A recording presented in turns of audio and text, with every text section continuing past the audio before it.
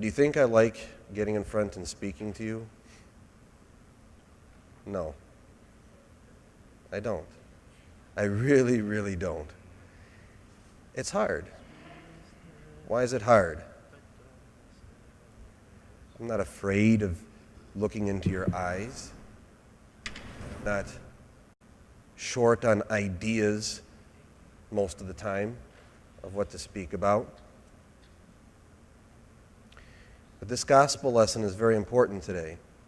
And it's interesting, and I don't know why this is, but when we read the Synaxarion and the Kondakion, and we hear about what the theme of the day is in the parable of the wise virgins, we hear about the parable of the talent, and yet none of that is spoken about in the gospel lesson. And what is spoken about in the gospel lesson? In the gospel lesson, Jesus takes a lot of time where he publicly humiliates the Herodians, the Sadducees, the scribes, and the Pharisees. And he tells everybody in front of them, as they're all there, do what they say, but not as they do. And he gives all the reasons why.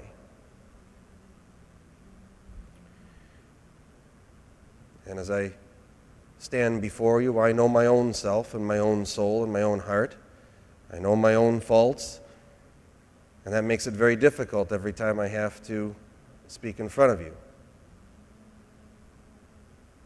But this gospel lesson gives us an opportunity, if we pay attention to these last words of Christ that are so beautiful on the one hand, and on the other hand, as a warning, can be very haunting. O Jerusalem,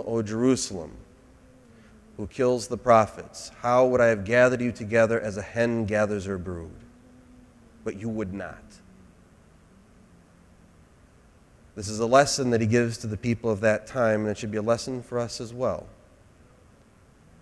Despite the fact, and I'll use myself as the example, that I am far from perfect, I know that he is still trying to gather me as a part of his brood.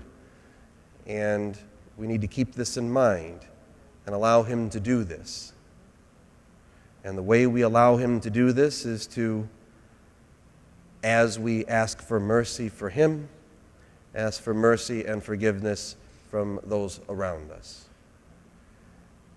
That is probably one of the best ways to prepare for our meeting with Christ, which will happen, just as those 5 wise virgins met the bridegroom.